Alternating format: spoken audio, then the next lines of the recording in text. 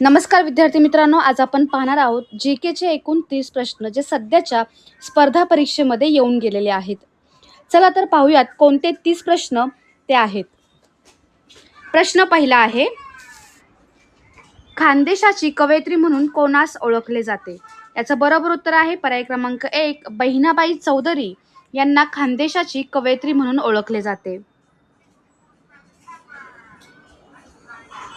प्रश्न क्रमांक दुसरा, काझीरंगा राष्ट्रीय उद्यान कोणत्या राज्यात आहे? याचं बरोबर उत्तर आहे पर्याय क्रमांक 2, आसाम या राज्यामध्ये काझीरंगा राष्ट्रीय उद्यान आहे. प्रश्न क्रमांक तिसऱ्याकडे आपण वळत आहोत. तिसरा प्रश्न आहे, वंदे मातरम हे राष्ट्रीय गान कोणी लिहिले? तर बरोबर उत्तर आहे पर्याय क्रमांक 3, बंकिमचंद्र चॅटर्जी यांनी वंदे मातरम हे राष्ट्रीय गान लिहिले आहे.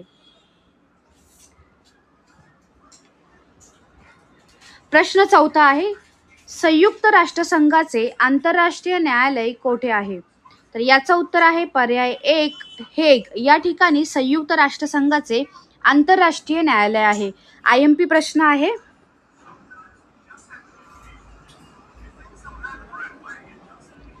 त्याखालचा प्रश्न आहे प्रश्न 5वा, डास कॅपिटल हा ग्रंथ कोणी लिहिला आहे? तर आन्सर आहे पर्याय क्रमांक 4, कार्ल मार्क्स यांनी डास हा कॅपिटल हा ग्रंथ लिहिला आहे. 6व्या प्रश्नाकडे वळत आहोत. महत्त्वाचा प्रश्न आहे प्रश्न क्रमांक 6वा, पहिले महायुद्ध केव्हा सुरू झाले होते? तर याचा आन्सर आहे पर्याय क्रमांक 2, 1914 मध्ये पहिले महायुद्ध झाले होते.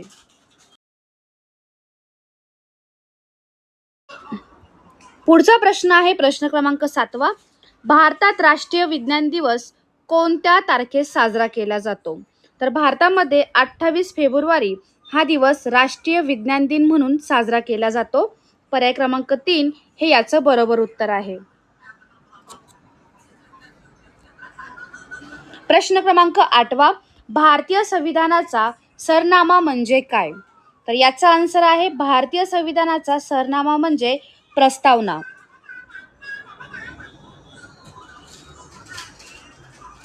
यानंतरचा प्रश्न आहे प्रश्न क्रमांक 9वा, संघटना तयार करणे हा कोणत्या प्रकाराचा अधिकार आहे?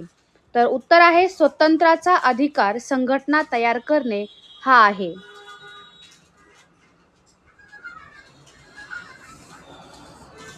प्रश्न क्रमांक 10वा, मोस्ट IMP प्रश्न, भारतामध्ये राष्ट्रपतीची निवडणूक कोणत्या प्रकारे केली जाते? तर आन्सर आहे अप्रत्यक्ष निवडणूक पद्धतीने भारताची राष्ट्रपतीची निवडणूक केली जाते. 11व्या प्रश्नाकडे वळत आहोत. प्रश्न क्रमांक 11वा, नकाशात पर्वतीय प्रदेश दर्शविण्यासाठी कोणता रंग वापरला जातो? तर उत्तर आहे तपकिरी रंग पर्वतीय प्रदेश दर्शवण्यासाठी नकाशात वापरला जातो. प्रश्न 12वा, महाराष्ट्रातील प्रमुख हातमाग वस्त्रोद्योग केंद्र कोणते? तर आन्सर आहे पर्याय 3, इचलकरंजी येथे महाराष्ट्रातील प्रमुख हातमाग वस्त्रोद्योग केंद्र आहे. प्रश्न 13वा, IMP नॅशनल डिफेन्स अकॅडमी कोठे आहे? तर आन्सर आहे पर्याय क्रमांक 1, पुणे या ठिकाणी. तर आत्ता झालेल्या पुणे जिल्हा पोलीस शिपाई भरतीमध्ये हा प्रश्न आलेला होता, नॅशनल डिफेन्स अकॅडमी कोठे आहे? तर याचा आन्सर आहे पर्याय क्रमांक 1, पुणे या ठिकाणी.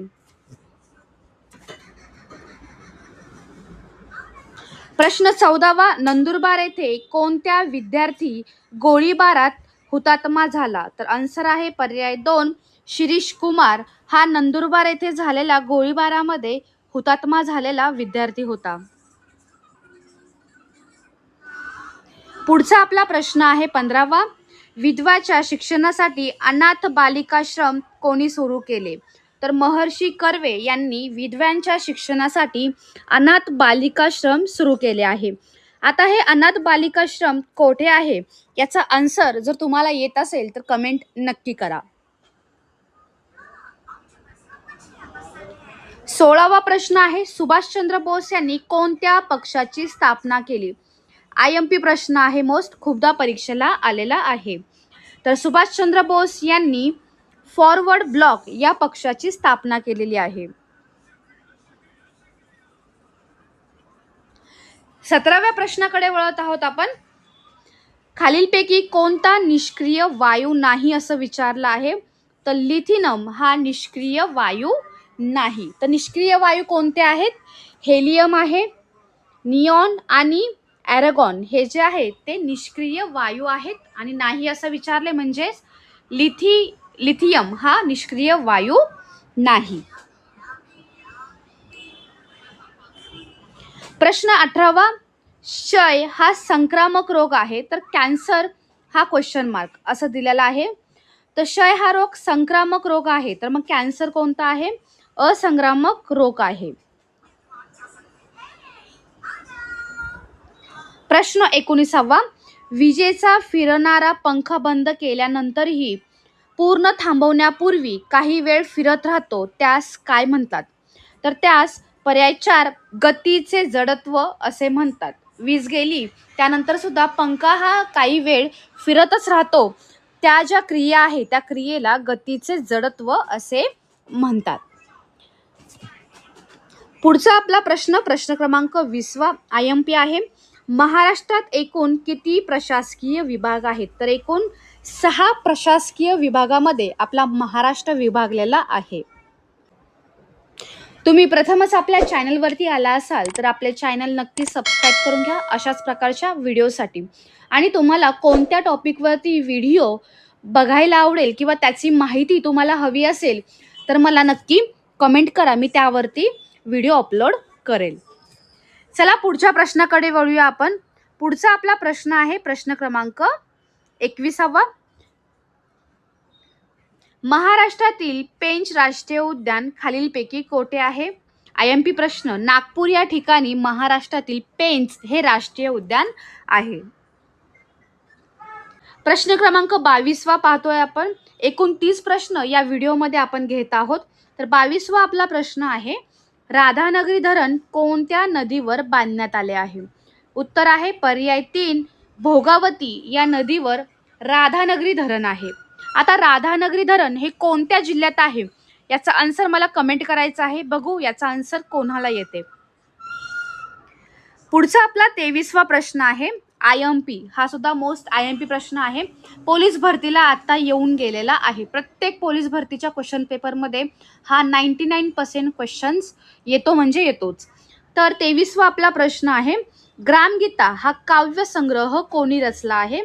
तर आन्सर आहे संत तुकडोजी महाराज. पुढचा प्रश्न आहे आपला प्रश्न क्रमांक 24वा. नगर परिषदेच्या अध्यक्षांना नगराध्यक्ष म्हणतात, तर महानगरपालिकेच्या अध्यक्षांना काय म्हणतात? तर याचं उत्तर आहे पर्याय क्रमांक 3 महापौर.